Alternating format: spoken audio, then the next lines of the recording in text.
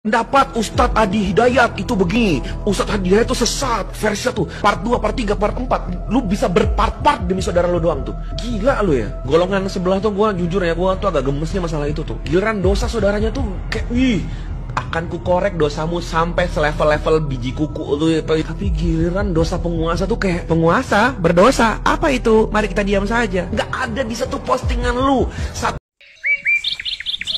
Di laut. Ayo. Hasilnya jadi saya harapkan kepada teman-teman 625 kepada Allah Subhanahu wa taala.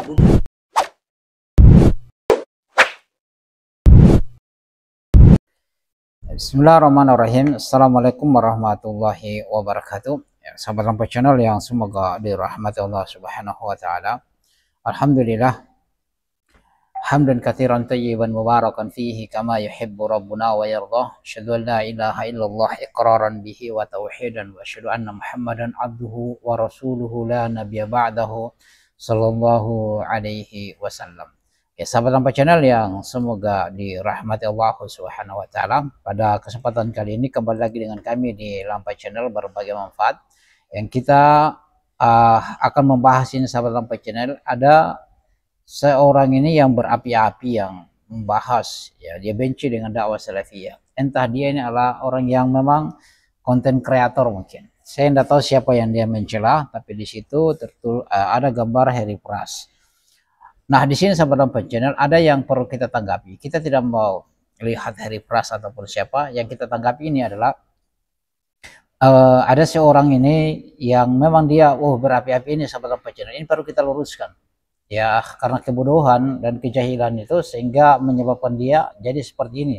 Dia berbicara mencela dakwah ini seperti orang yang kemasukan jin, atau memang dia adalah jin di dalamnya, sehingga takut dengan dakwah salafiyah yang mengajak orang untuk mengesahkan Allah Subhanahu wa taala dalam beribadah. Saya perlihatkannya sahabat Lampu Channel dan antum saksikan secara keseluruhan, tidak usah di skip agar goals yang kita akan bahas dapat jadi enak kita ketika kita berdiskusi. Kemudian sahabat Lampu Channel, antum beri penilaian bagaimana siapa beliau ini. Ya, antum sampaikan video ini kepada beliau. Ya, kita harus mengkritik, ya kritik dengan dalil, dengan dasar. Pemerintah buta batanya, tapi kalau ini aibnya. Sebenarnya kita lihat ya, mereka itu dari Aswaja, dari Lahabiyah itu mencela Salafi, mencela Wahabi itu lebih baik daripada wiritan, lebih baik daripada ucapan subhanallah, alhamdulillah, la ilaha illallah, itu lebih baik, kata Ramli ya. Oke, kita lihatin sahabat Lampu Channel anak muda yang tampil beda ini. Ayo kita lihat. Pendapat Ustadz Adi Hidayat itu begini, Ustadz Adi Hidayat itu sesat, versi 1, part 2, part 3, part 4. Lu bisa berpart-part demi saudara lu doang tuh. Gila lu ya. Golongan sebelah tuh gua jujur ya, gua tuh agak gemesnya masalah itu tuh. Giliran dosa saudaranya tuh kayak akan ku korek dosamu sampai selevel-level biji kuku lu ya. Tapi giliran dosa penguasa tuh kayak penguasa berdosa. Apa itu? Mari kita diam saja. Nggak ada di satu postingan lu, satu feed lu aja nggak ada, di satu judul podcast pun nggak ada. Karena ada dalil nggak boleh mengkritik pemerintah. Memangnya nggak ada dalil menjaga aib saudara?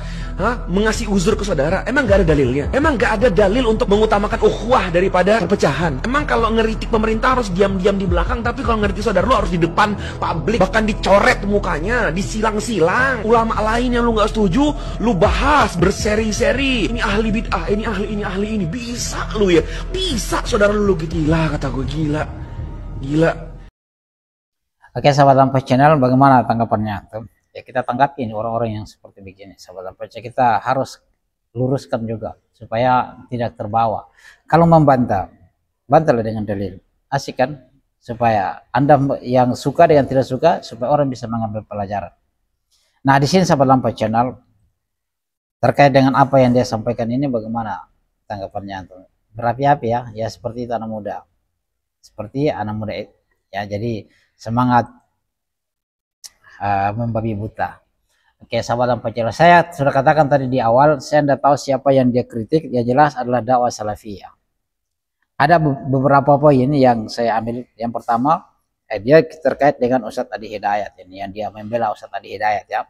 Kemudian yang kedua, terkait dengan mencela pemerintah. Tidak pernah ada postingan satupun tentang pemerintah. Padahal pemerintah juga itu punya kesalahan.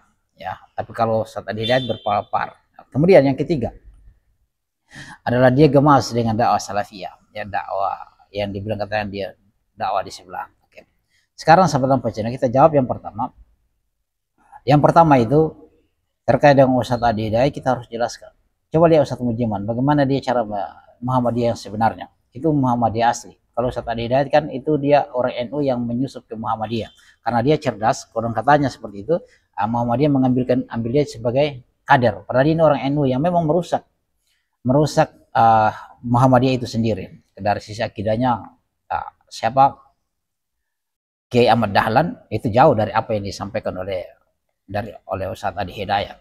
Penyimpangan dari sisi akidah, tidak menerima Allah Subhanahu wa taala turun di sepertiga malam terakhir.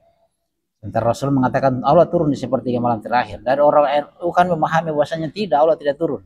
Itu rahmatnya loh. Kok masa rahmat Allah menggantung di langit, ya, di langit langit dunia tidak turun kepada umatnya? Rahmat Allah itu terus turun sampai ke makhluknya. Ya kalau malaikat loh, masa malaikat berani mengatakan bahwasanya siapa yang meminta ampun maka saya akan mengampuni. Apakah malaikat berani seperti itu? Tidak, malaikat tidak selancang seperti itu. Oke, itu yang pertama. Banyak lagi dari sisi khurafatnya Ustadz Adi Hidayat. Ya saya masih panggil dia Ustadz ya, karena kita tetap menghargai orang. Kemudian yang kedua, terkait dengan pemerintah, saya kira sudah jelas. Kita dilarang. Imam Ahmad mengatakan, jika sekiranya ada satu doaku yang mustajab, yang bisa yang terkabulkan satu saja doaku, maka saya akan menggunakannya itu doa itu untuk mendoakan pemerintah, karena baiknya pemerintah akan baiknya masyarakat itu. Itu yang kedua, terkait dengan menggibahi. Oke. Sekarang menggibah dzikruka akhaka bimalam yakrau. Engkau menceritakan sesuatu tentang temanmu itu yang dia tidak sukai. Oke, jika kalian ada yang bertanya, para sahabat bertanya, bagaimana jika yang saya ceritakan itu benar? Ya, maka engkau telah menggibahnya, dan jika salah maka engkau telah berdosa. Sekarang tentang gibah. Gibah itu ada beberapa yang dibolehkan, termasuk menceritakan keburukan orang yang orang ini sangat berpengaruh, itu bukanlah gibah. Ya bisa kita menceritakan. Sebagaimana Abu Sufyan. Ya Abu Sufyan, lihat. Istrinya datang, oh Abu Sufyan begini dan begini, ya kan? Diceritakan tentang aibnya itu. Ya. Itu diceritakan tentang untuk meminta fatwa, untuk mengambil mengetahui seseorang itu, ya kita harus menjelaskan agar orang tidak terjerumus pada perkara itu. Adapun pemerintah sangat jelas kita dilarang oleh Allah Subhanahu wa taala. Adapun gibah, ya beberapa para ulama mengatakan ayo kita saling menggibahi, ya. Menggibah dalam perkara apa? Membongkar kesesatan orang lain, itu perkara yang wajib, itu adalah jihad agar orang tidak terjerumus ke dalam kesesatan itu. Ya, jadi jika Anda diam dengan kesalahan, dengan dosa, dengan kesesatannya orang, kami juga diam. Itu bagaikan setan yang bisu.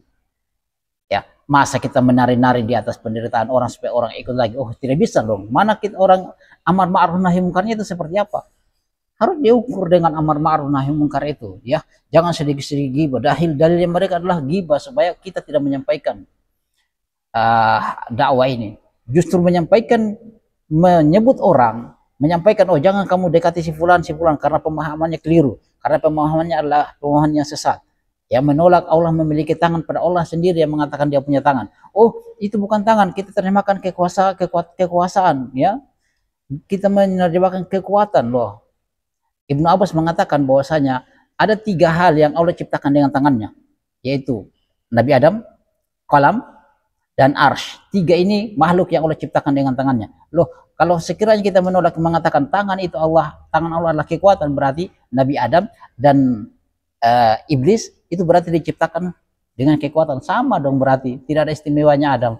Subhanallah. Semoga Allah Subhanahu wa taala merahmati kita. Insyaallah kita lanjutkan di par berikutnya ya, sahabat Lampai Channel, karena dia bilang katanya berpar-par. Oke, kita akan buat par-parnya. Demikian ya. Semoga Allah Subhanahu wa taala merahmati kita. Subhanallahi wa bihamdihi, asyhadu an la ilaha illa anta, astaghfiruka wa atubu ilaik. Assalamualaikum warahmatullahi wabarakatuh.